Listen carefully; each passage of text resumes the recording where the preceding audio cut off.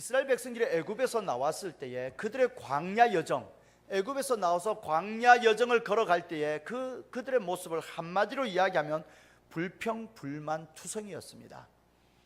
한번 생각해 봅시다. 정말 광야의 생활이 어떨까? 우리가 한번 생각을 해 봅시다. 우리하고는 좀 익숙하지 않지만 아무리 우리가 잘 몰라도 우리가 일반적으로 TV를 통해서 보든지 일반적으로 우리가 광야 생활, 그러면 우리가 생각해 볼 수 있는 것들이 있습니다.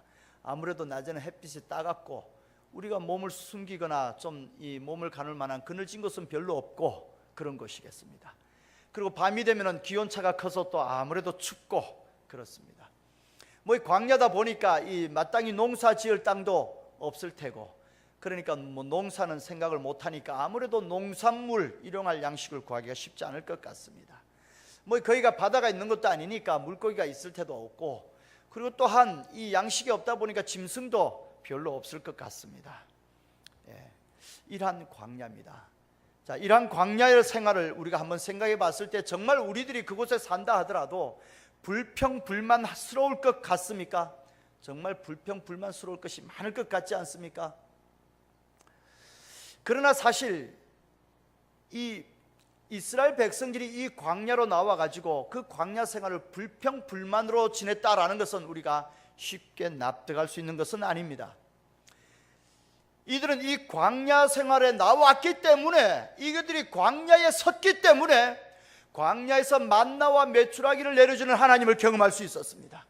이들이 광야에 섰기 때문에 구름 기둥과 불 기둥으로 낮에 해를 가려주시며 밤에 추위를 막아주시며 인도하시는 하나님을 경험할 수 있습니다.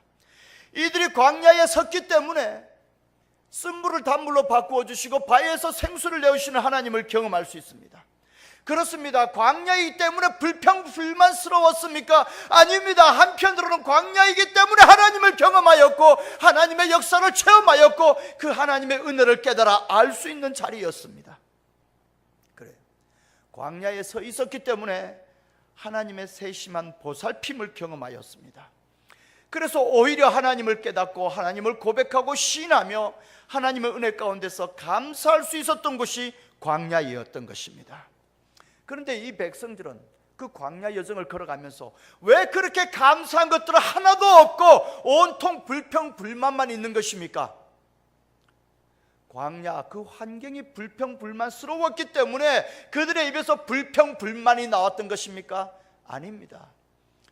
그들이 애굽에서 노예로 지냈던 그 노예의 근성이 그들에게 남아있기 때문에 참으로 경험한 하나님 앞에 감사하며 하나님을 찬양하며 하나님의 은혜를 고백하는 그러한 경험은 없고 온통 불만스러운 얘기밖에 없습니다.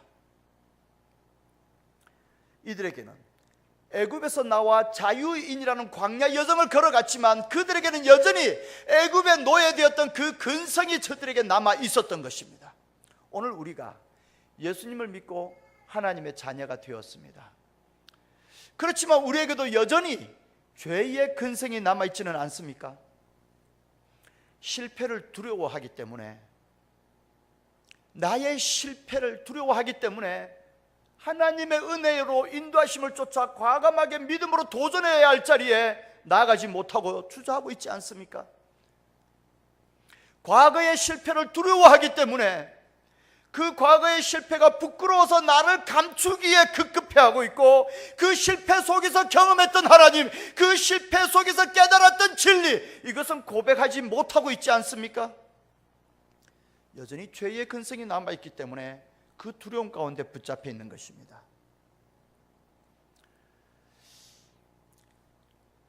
과거에 실패했던 그 두려움, 그것 때문에 그 실패에 대한 책임을 내가 지지 않으려고 책임 전가할 대상을 찾고 거기에 책임을 전가하고 그것을 핑계대며 지내고 있지 않습니까?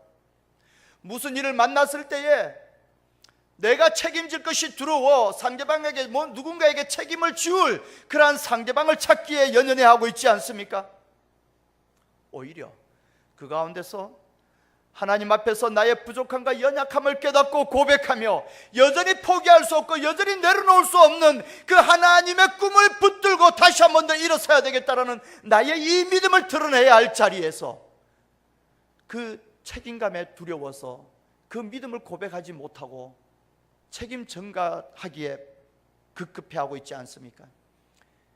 이거 우리에게 남아있는 죄의 근성 때문에 그렇습니다. 감사도 선택이라고 합니다. 감사도 선택입니다. 심리학자였던 스캇 박사는 이 인생 자체가 선택의 연속이다라고 이야기하면서 감사도 선택이다라고 이야기했습니다. 그는 그의 책 속에서 일상생활 속에서 우리가 선택해야 할 많은 것들을 지적하고 이야기하면서 그 순간순간이 선택을 할 때마다 이 불평, 불만으로 선택하는 것이 아니라 그 순간순간이 감사함으로 선택하는 자, 그렇게 바뀌어져야 된다는 것을 이야기합니다. 그러면서 우리 그렇게 되어지기 위해서는 우리 생활의 관점을 바꿔야 된다. 우리 삶의 이 패러다임 자체, 이 삶의 방식 자체를 바꿔야 된다라고 이야기를 합니다. 그러면서 세 가지를 지적했습니다. 첫 번째는 불행은 축복의 또 다른 모습이라고 생각하라. 그렇게 교훈하고 있습니다. 그래, 내가 어떤 불행을 만났을 때 내가 불행하다라고 이야기하고 이것 때문에 내 인생이 이렇다고 이야기하고 불행하니까 내 인생이 이 모양으로 살아가야 된다라고 그렇게 판단하고 거기에 주저앉아 있지 말라는 겁니다. 그것은 오히려 축복의 또 다른 모습이라고 생각하라는 겁니다. 남들이 볼 때는 나한테 불행이 다가온 것 같습니다. 그러나 나는 이 속에서 하나님을 경험할 수 있고 이 속에서 하나님을 체험할 수 있으니까 또 다른 축복이다라고 고백하고 그것을 받아들이라는 겁니다. 그리고 두 번째로는 행운을 우연이라고 생각하지 마라라고 가르쳐주고 있습니다. 그렇습니다. 우연은 없습니다. 우리의 삶 속에 우연은 없습니다. 하나님의 은혜가 있을 뿐입니다. 내가 어떤 행운을 만났을 때 우연히 내가한테 이렇게 좋은 일이 주어졌구나. 아니요, 하나님의 은혜로 나한테 주어진 것입니다. 그래, 우리의 삶 속에 우연이라고는 없습니다. 그래, 때로는 불행스러운 일이 주어졌다 할지라도 결코 우연이 아니고 결코 죄값이 아닙니다.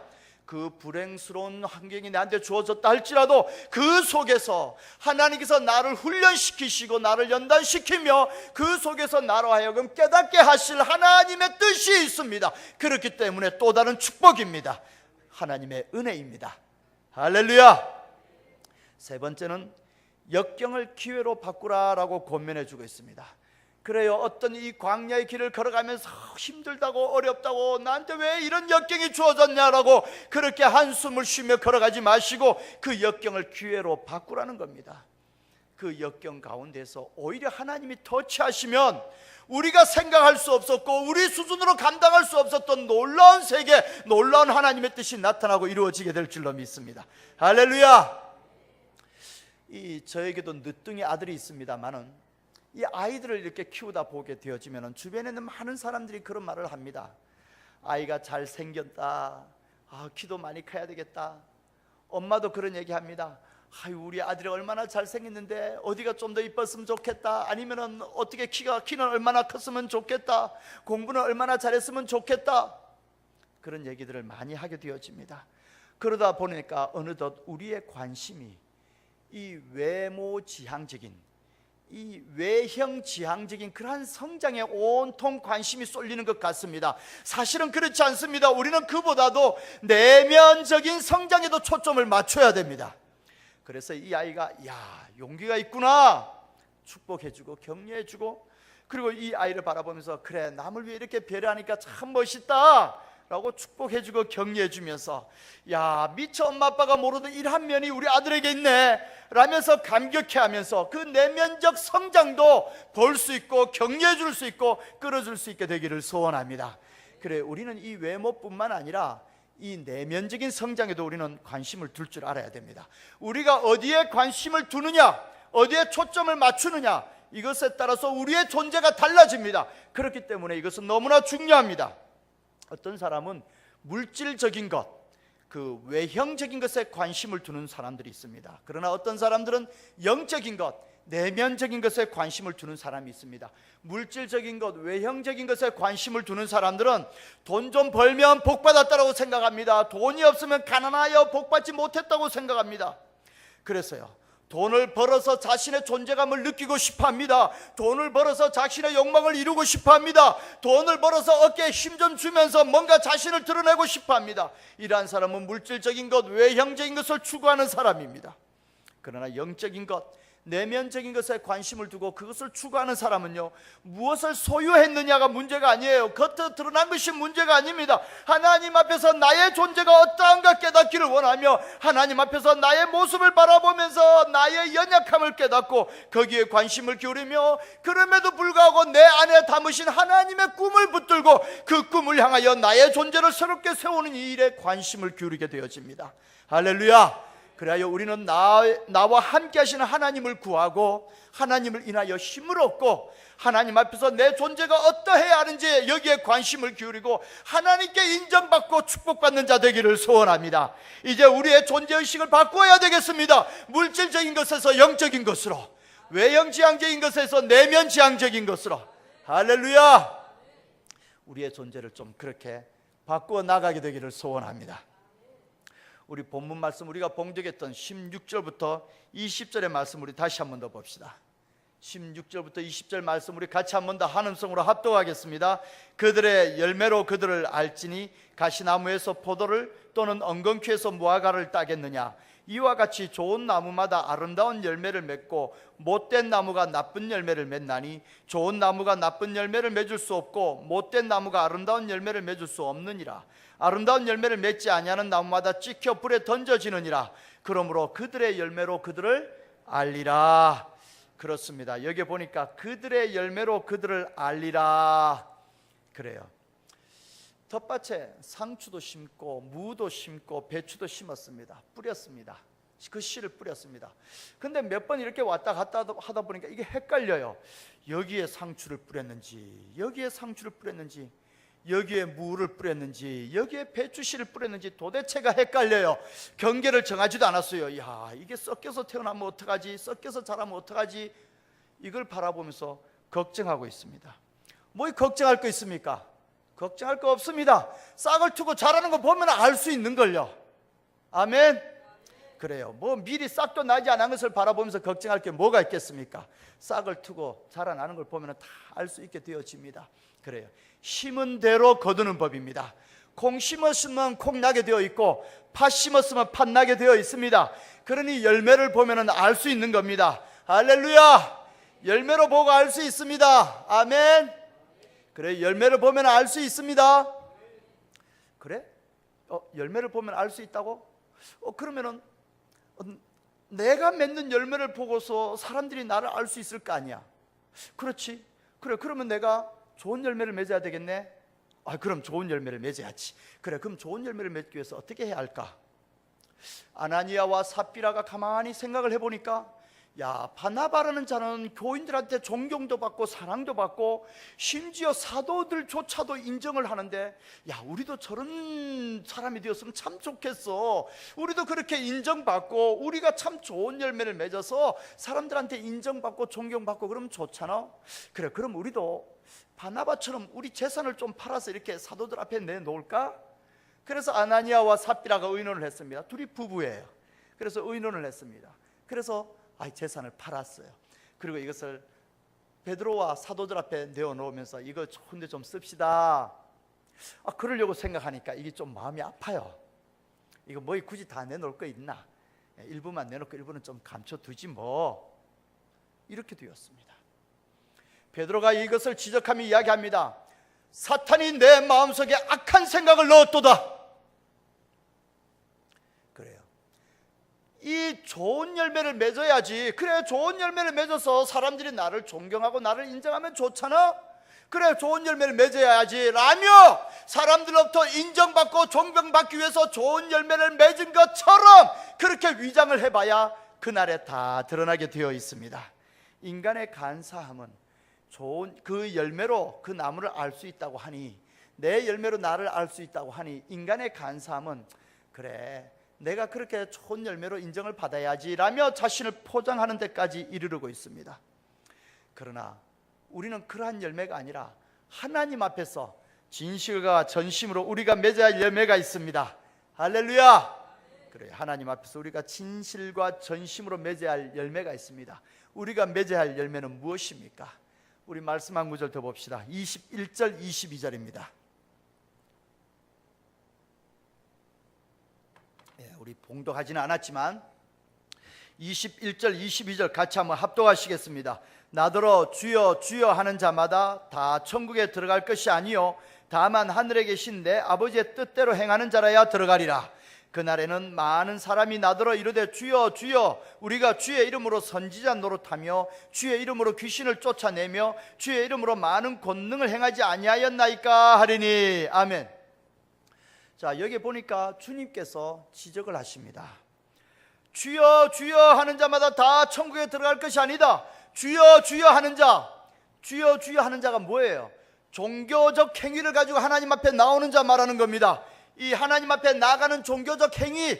그리고 22절에 많은 사람들이 나더러 주여 주여 우리가 주의 이름으로 선지자 노릇하고 주의 이름으로 귀신을 내어쫓고 우리가 주의 이름으로 많은 권능을 행하지 않았습니까? 이게 뭡니까?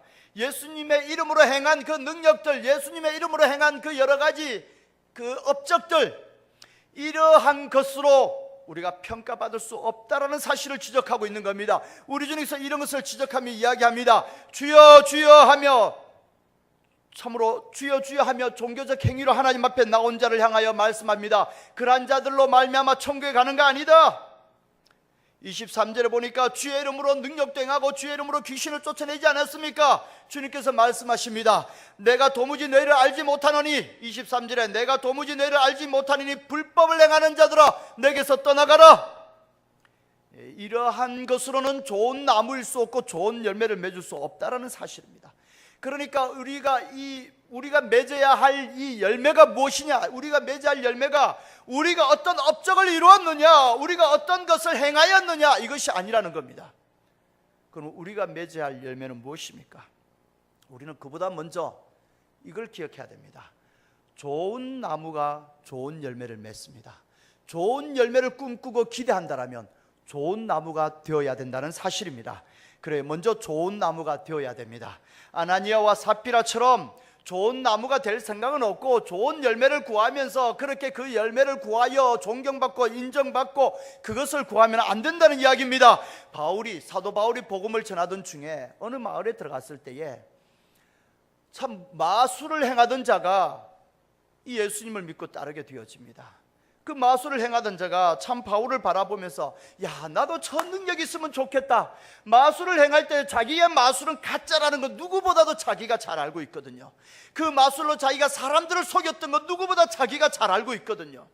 이 마술사가 나는 이렇게 했는데 야, 바울이 하는 거 보니까 이건 진짜인 것 같아요. 사람을 속이는 게 아니라 진짜인 것 같아요.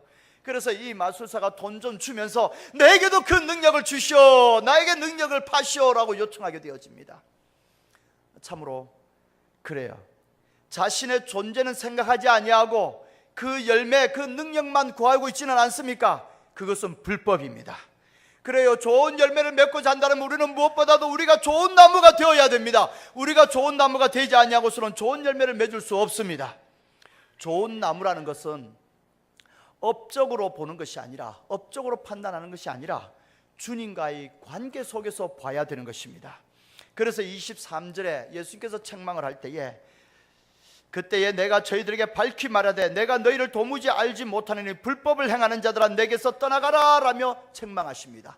그래요. 주님과 관계는 아랑곳하지 아니하고 그 열매만 구하는 자는 불법을 행하는 자들입니다.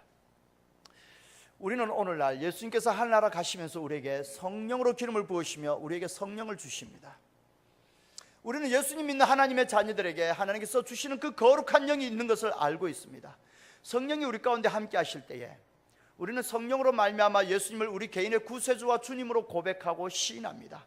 그러나 우리가 예수님을 구세주와 주님으로 고백하고 시인하는 자리에 머무는 것이 아니라 이 성령이 충만한 자리에 나가며 성령이 우리를 강권하셔서 우리는 좀 더 복된 자리에 나가기를 소원합니다.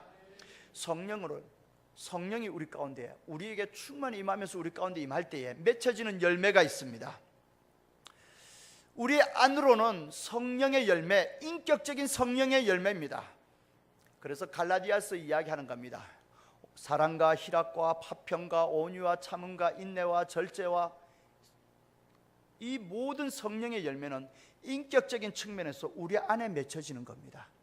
그리고 또한 이 성령은 이 수준이 아니라 우리의 능력이 되어서 외부적으로 외부적으로 하나님 아버지의 사랑을 따라 이것이 나타나서 흘러가게 되어집니다. 이럴 때에 이것이 나타나서 흘러나갈 때 이게 능력이 되어서 악한 것이 떠나가게 되어지고 질병이 치유되어지면 능력으로 나타나는 겁니다.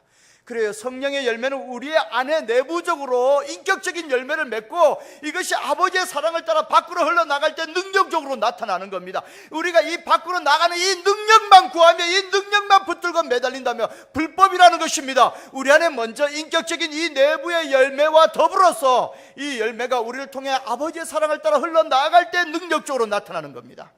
그렇다면 우리는 먼저 업적을 이야기하기 전에 주님과 우리와의 관계를 생각하고 우리는 그 관계를 먼저 맺어야 됩니다. 이 관계를 잘 맺어 주님께 온전히 붙어 있을 때에 좋은 나무가 되어지는 겁니다. 그가 좋은 열매를 맺을 수 있는 겁니다. 그래, 우리가 주님 안에 거하고 주님께서 우리 안에 거해야 됩니다. 우리 주님께서 나는 포도나무여 너희는 가지니 그랬습니다. 이 가지가 나무에 붙어 있을 때 가지죠. 이 가지가 나무에서 떨어지면 이미 이건 가지가 아닙니다. 생명이 없습니다. 불쑤시개에 불과한 것입니다. 이 가지가 나무에 붙어 있는다는 것은 나무에 붙어 있으면 이 가지는 이미 나무의 일부분입니다. 우리가 주님께 붙어 있으면 우리는 주님의 일부분입니다. 우리는 작은 그리스도, 우리는 작은 주님이 되는 겁니다. 그래서 우리 주님께서 꿈꾸고 기대하던 그 열매가 우리를 통해 맺혀지고 우리를 통해 나타나게 되어지는 겁니다. 할렐루야. 우리가 주님 앞에서 온전히 주님께 속하여 참으로 작은 그리스도로 붙어 있게 되기를 소원합니다. 그래요. 우리가 좋은 나무가 되기 위해서, 좋은 열매를 맺기 위해서 우리는 주님께 붙어 있어야 됩니다. 주님께 온전히 속해 있어야 됩니다. 우리가 오늘 봉독한 이 본문은 이 예수님께서 하신 유명한 설교의 끝부분입니다. 마태복음 5장, 6장, 7장을 일컬어 산상설교라고 합니다. 예수님의 유명한 설교입니다. 자, 이 설교 내용을 쭉 말씀하시고 마지막에 와서 열매로 그 나무를 안다. 좋은 나무가 좋은 열매를 맺는다라고 말씀하십니다. 그러면 우리가 맺어야 할 열매는 무엇이겠습니까? 그 앞에서 주셨던 교훈들입니다.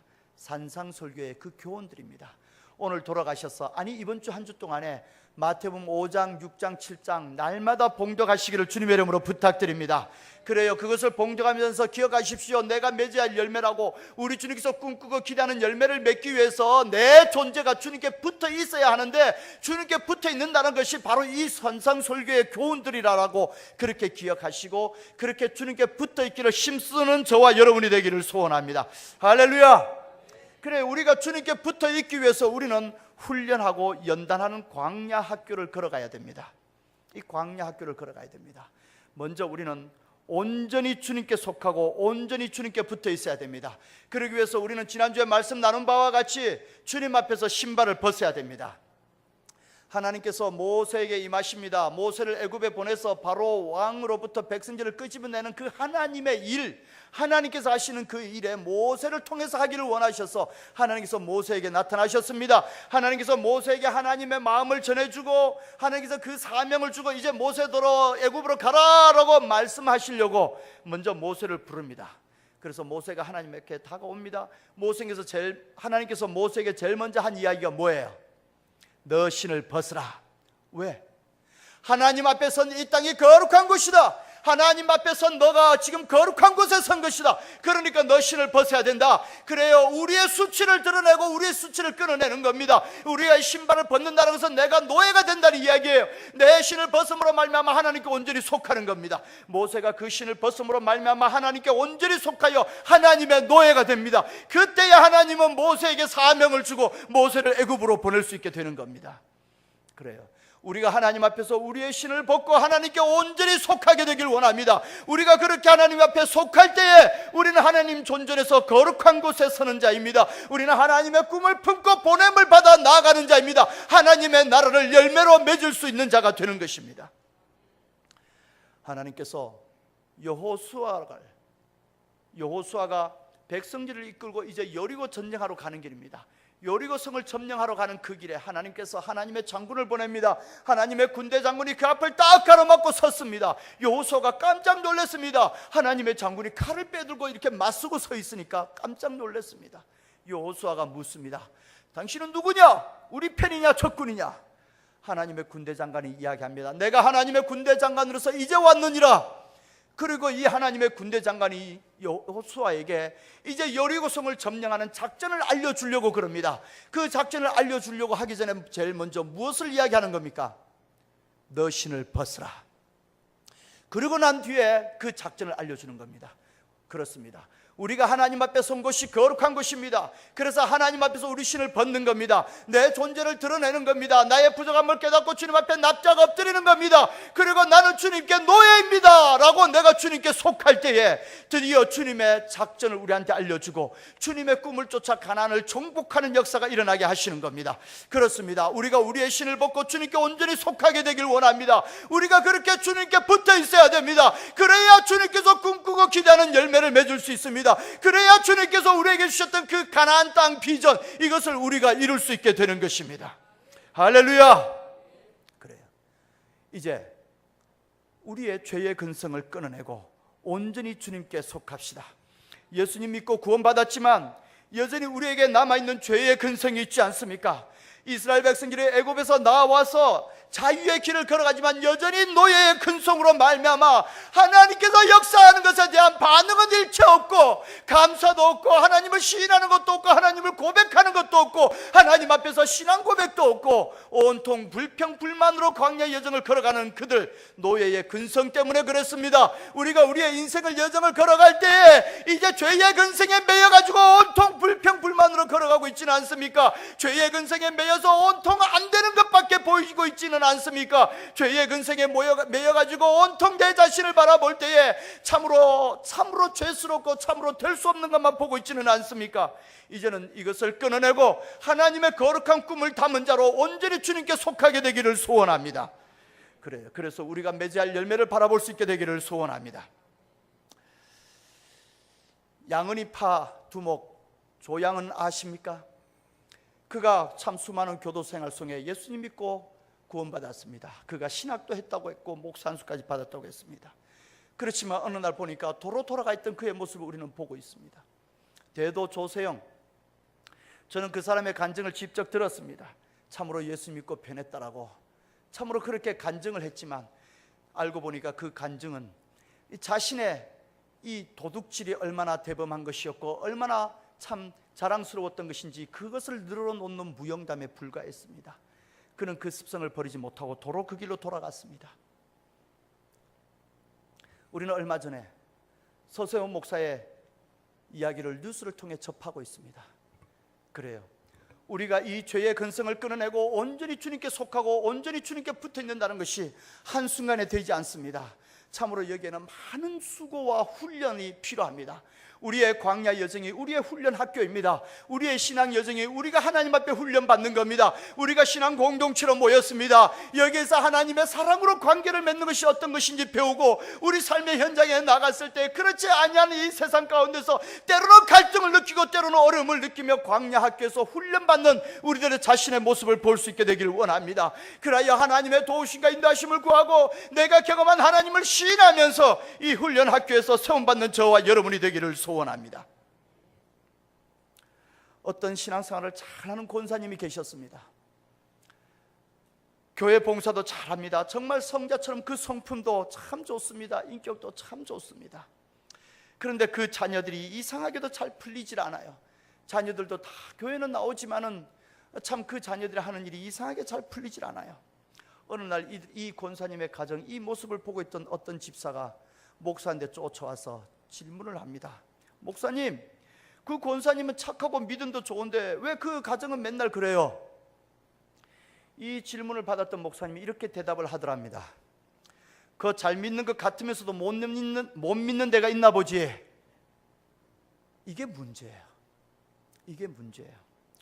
아니 왜 그렇게 평가하고 왜 그렇게 판단하려고 그러는 겁니까? 우리의 존재가 주님 앞에 드러날 날이 있습니다. 드러날 때가 있습니다. 그날에는 다 드러날 겁니다. 그래, 그날에는 우리가 맺었던 열매가 불법인지 불법이 아니고 우리 주님께서 꿈꾸고 기대하던 열매인지 다 드러나게 될 것입니다. 그러나 그날에 그 심판날에 드러날 때까지는 하나님께서 심판을 보류하시고 우리에게 기회를 주신 겁니다. 이 기회가 있을 때에 우리가 온전히 주님께 속하고 온전히 주님께 붙어 있기를 소원합니다. 그래서 주님은 19절에 경고하십니다. 찍혀 불에 던지는 날이 있다. 23절에 경고합니다. 나는 도무지 너희를 알지 못하느니 불법을 행하는 자들아 내게서 떠나가라. 그래요, 이러한 심판날이 있습니다. 이 심판날이 있다는 것을 기억하고 우리에게 주어진 이 기간 동안에 온전히 주님께 속합시다. 우리는 아직 광야학교를 다니는 중입니다. 이 고통의 시간, 누군가가 통과해야 할 그 과정이 있다고 하나님께서 그 과정을 나를 믿으시고 나한테 주셨습니다. 내가 믿음으로 그 과정을 통과해야 되겠습니다. 할렐루야. 제가 개척을 해서 참 어려운 시기를 지내보았습니다. 사모님하고 저하고 참 그 어려운 시기, 그만할까 포기할까 생각도 많이 했습니다.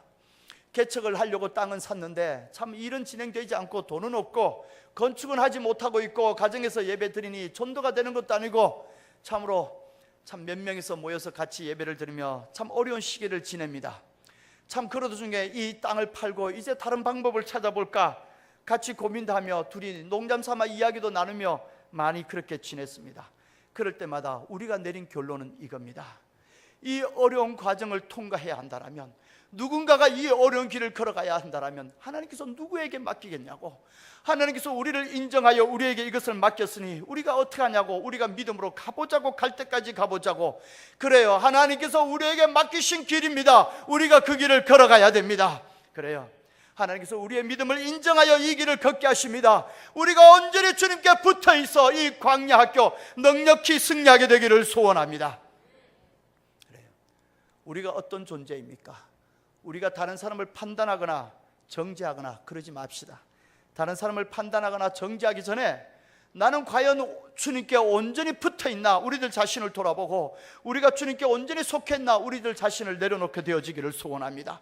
산상설교의 이 많은 교훈들로 말미암아 나를 훈련하는 자리에 나아가고, 이 많은 교훈들로 말미암아 내 스스로가 내 자신을 치는 일에 나아가기를 원합니다. 우리가 이 광야학교에서 하나님을 경험하게 될 것이며 하나님의 크신 그 권능을, 그 손길을 경험하며 하나님 앞에 우리의 아름다운 신앙을 고백할 날이 이르게 될 줄로 믿습니다.